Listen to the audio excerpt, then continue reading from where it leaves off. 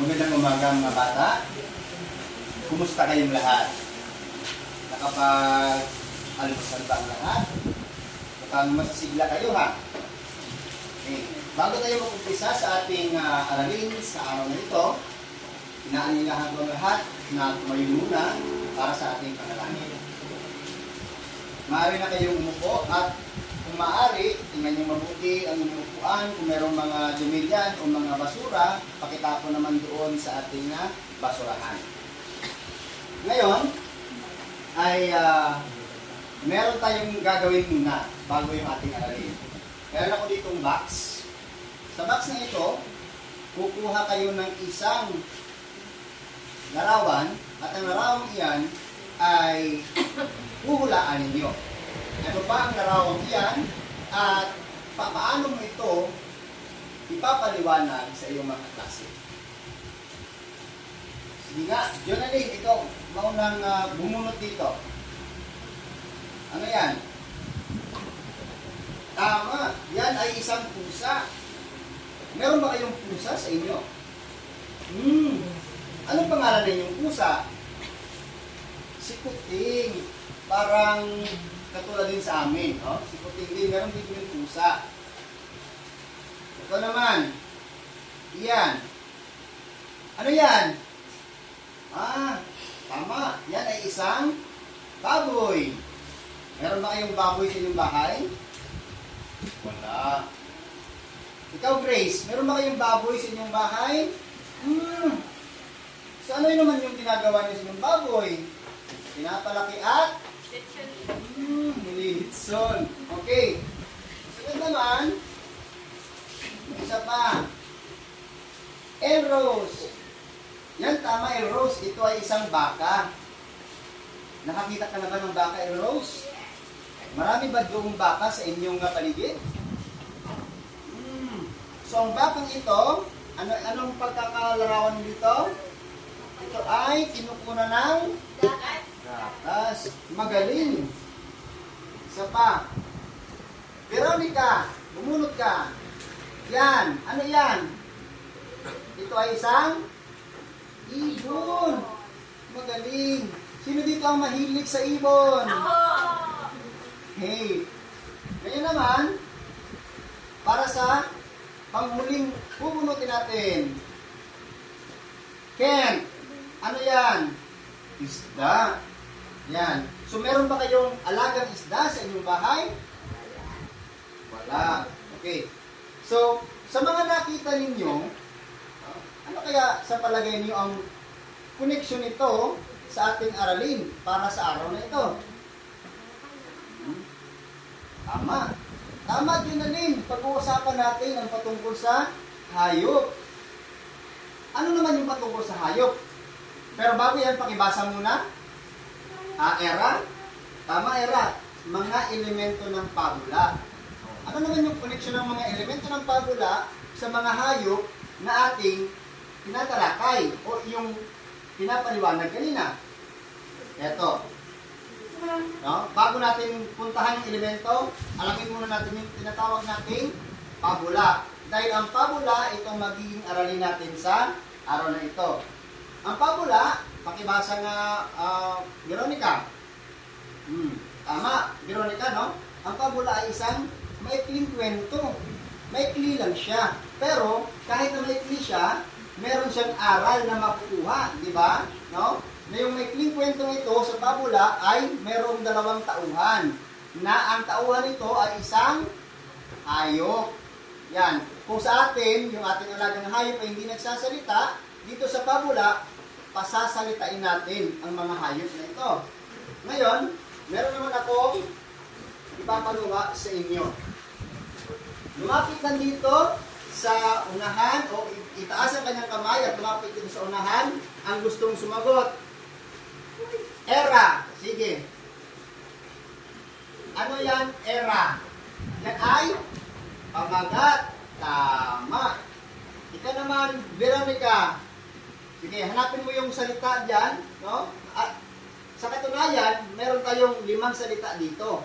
So, isang salita pa lang ang nakita natin. Ito ay pamagat. At sunod naman, sige, iyan. Sunod naman ay ang tauhan. Tama. Yan ay tauhan. Sunod naman, journaling. Napakagaling, journaling. Yan ay isang aral. Isa pa. Aljan. Yan. Mahusay. Yan ay banghay. O, ilan na lahat? Bilangin natin. 1, 2, 3, 4. Meron pang isa. Dahil ito ay merong 5 salita na mabubuo dito. Sige nga, sino ang makakapunta dito sa Pisara? Ken. Okay. Yan, nabuo na natin yung 5 salita. Ano yung 5 salita ulit? Pamagat, tauhan, aral, tagpuan, at saka yung banghay. Ngayon naman, ating aalamin ano ang connection nito sa ating aralin. O, di ba kanina pinabasa ko sa inyo yung mga elemento. No? Ito ay mga elemento. Ang unang elemento ay yung tinatawag nating pamagat. Basahin natin yung pamagat. Ang pamagat ay isang salita o parirala kung saan isinisiwalat ang isang paksa. So, ganito pala ang mangyayari. Kapag tayo ay babasa ng isang pabula, makikita natin sa unahan, no, na isinisiwalat dito ang isang paksa. Ito ay pamagat pala. Sunod, yung tinatawag nating tauhan. Ang tauhan, no, sila yung mga gumaganap sa kwento. Alalahanin natin, ang tauhan dito sa pabula ay mga hayop. At ang mga hayop na ito ay nakakapagsalita, nakakagalaw sila. Sunod naman, yung tinatawag nating tagpuan. Ang tagpuan ay tumutukoy sa oras, panahon, at lugar ng pinagdadausan ng kwento. No? Katulad ng nakaraan, di ba? Nakarinig kayo ng kwento tungkol sa pagong at kuneho. Saan yung tagpuan doon? Di ba? Doon din sa may bulubundukin. No? Na pinagkarirahan ng pagong at ng kuneho. Banghay. Ano naman yung banghay? Ito ang kabuuang pangyayari ng isang kwento. No? Ngayon, may isa pa. Aral. Ano itong aral? Ito ay tumutukoy sa mahalagang natutunan sa isang kwento. At aral na ito, no, kadalasan ay yung mga mabubuting aral na nakukuha natin sa kwento.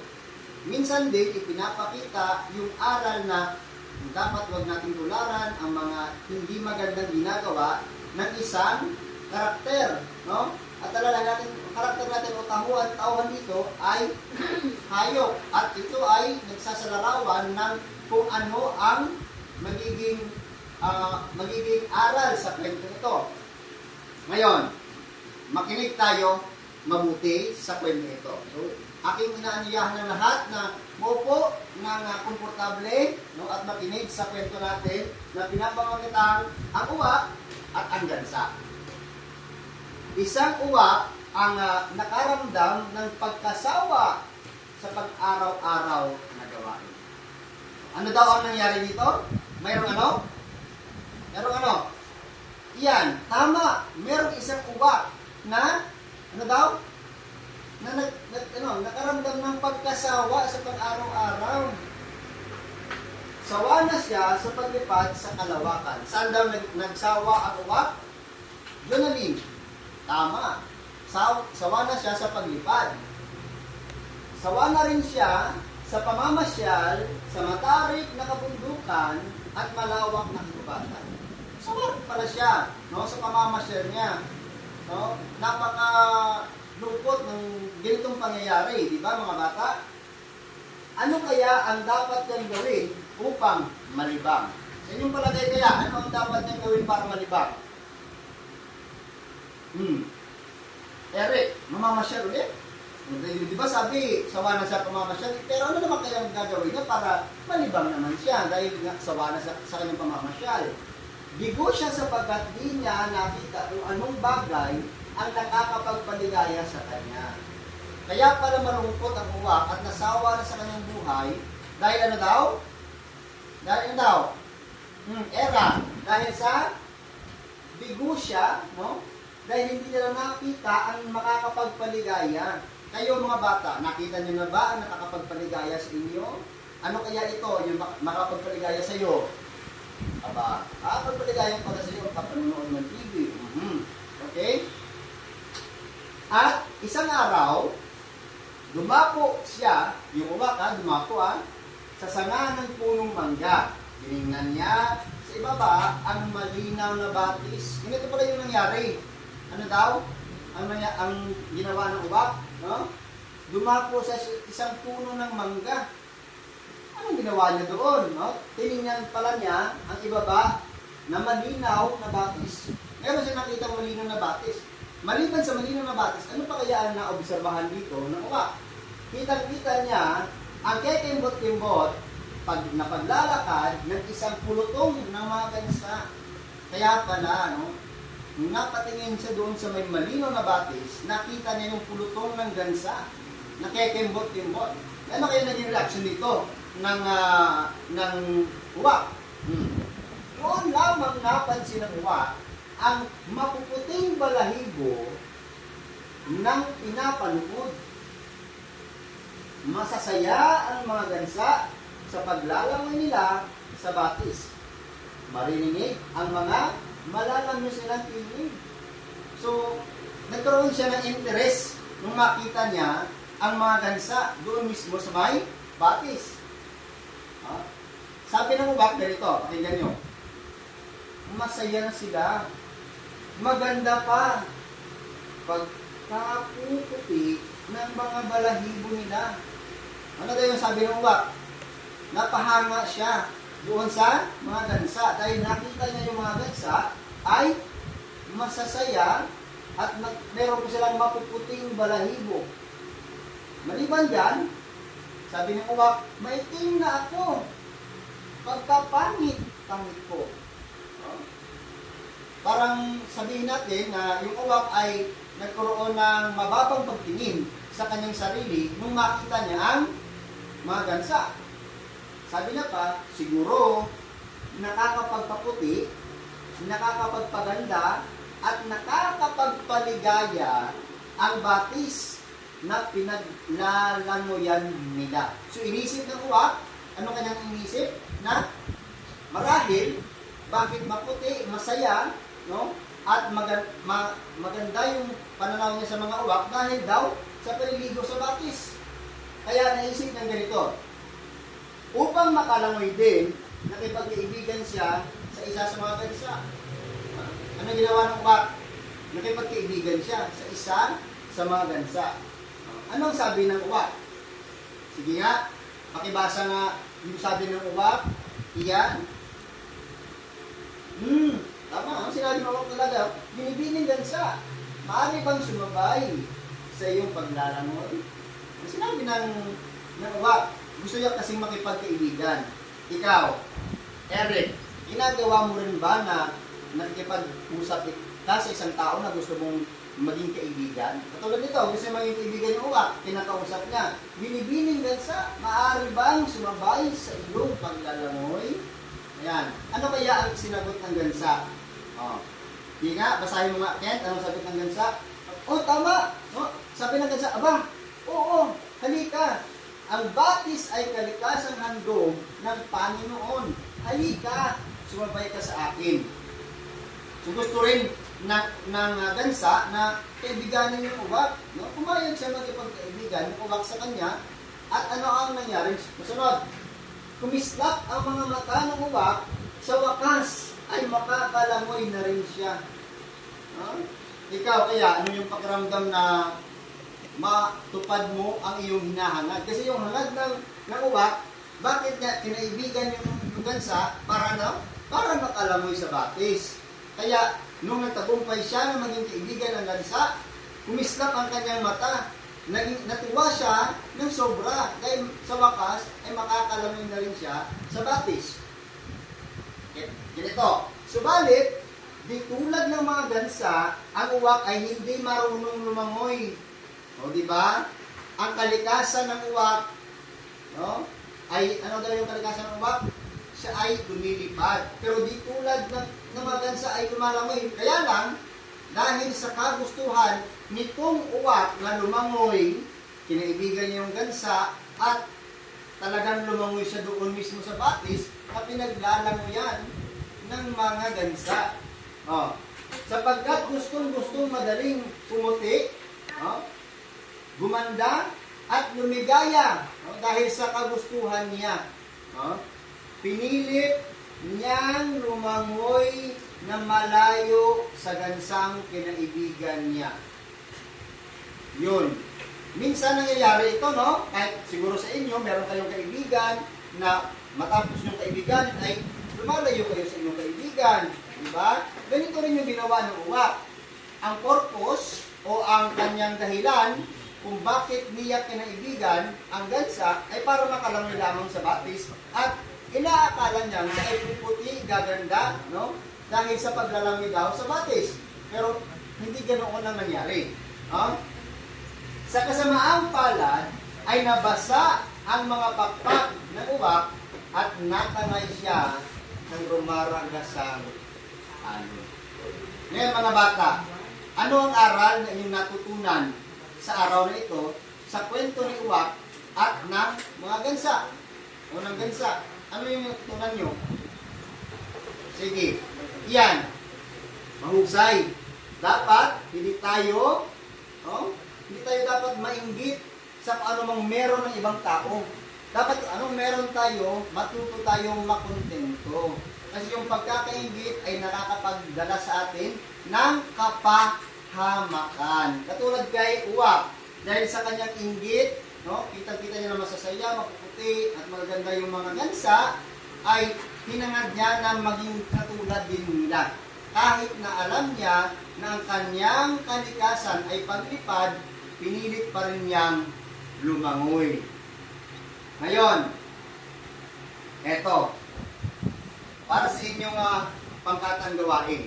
Ito ang magiging unang grupo, ikalawang grupo, pangatlong grupo, ikaapat na grupo, at kayo naman dyan ang ikalimang grupo. Ganito ang gagawin nyo mga kanigay mabuti. Meron ako ditong sobre.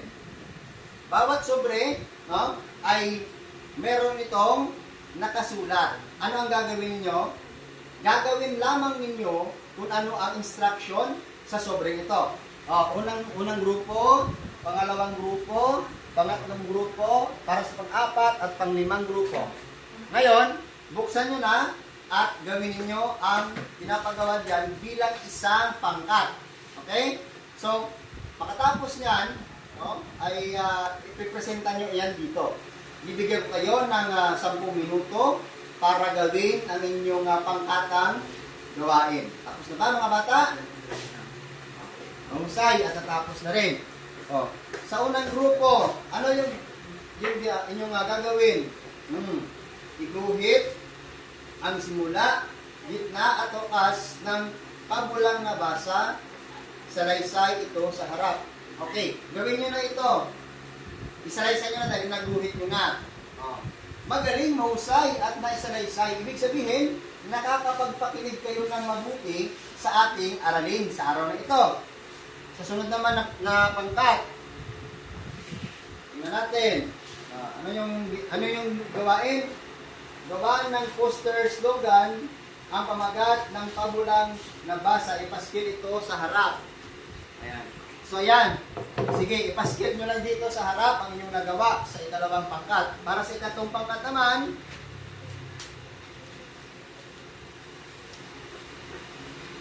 iguhit ang mga tauhan sa pabulang na basa, ipaskil ito sa harap. Sige, dito na ipaskil ang inyong nagawa. Para sa pang-apat na pangkat naman, iguhit ang tagpuan sa pabulang na basa, ipaskil ito sa harap. Dito rin ang inyo, ikaapat na pangkat. Para sa ikalimang pangkat, ano yung inyong ginawa? Gawa ng slogan ang aral sa pabulang na basa, isalaysay ito sa harap. Ayan na ba yung slogan? Ang maganda yung inyong slogan. Okay, sige nga, isalaysay ng inyong leader. Magaling, mahusay na pagsasalaysay. At ngayon naman, no? Tingnan natin kung talagang nakuha natin lahat yung ating aralin. Ano nga ulit yung pabula? Tama, ang pabula, no, ay merong tauhang hayop. At ang hayop ay gumagalaw at nakakapagsalita. Ngayon, ano naman yung mga elemento ng pabula? Sige, iyan. Tama. Meron tayong pamagat, meron tayong banghay, tauhan, no, tagpuan, at saka aral. Yan yung ating elemento ng pabula. So, ngayon naman, para naman sa inyong gawain ngayon, no, meron ako ditong pasasagutan sa inyo. Bibigyan ko kayo ng 10 minuto para inyo itong tapusin. Ayan. So, tandaan ninyo sa inyong sasagutan, una, imamatch nyo lang, no, sa hanay A at sa hanay B, yung kahulugan nito. Yung pamagat, tauhan, tagpuan, banghay at aral, ay makikita natin yung kahulugan nito sa hanay B. Ngayon, ang sunod naman, kalawang gawain nyo ay tama o mali. Pero hindi nyo sa sulatan ng tama o mali. Ang gagawin ninyo, iguhit ang hugis na puso, kung ang isinasaad ng pangungusap ay tama. At hugis, star naman kung mali. Naunawaan ng mga bata? Sige. So yan sagutan nyo sa loob ng 10 minuto. Tapos na ba mga bata? Okay, pakipasa nga ng inyong gawain ngayon at ako na ang mag-wawaston yan. Para naman sa inyong takdang aralin, basahin ninyo ang pabula na ang pamagat si Pagong at si Matsing. Anong gagawin ninyo? Isulat ninyo sa kwaderno ang aral na mapupulot rito. Naunawaan ba? Tapos na ba ang lahat sa pagsusulat? At dito nagtatapos ang ating aralin sa araw na ito. Magandang umaga sa inyong lahat muli at mag-ingat kayo sa inyong pag-uwi.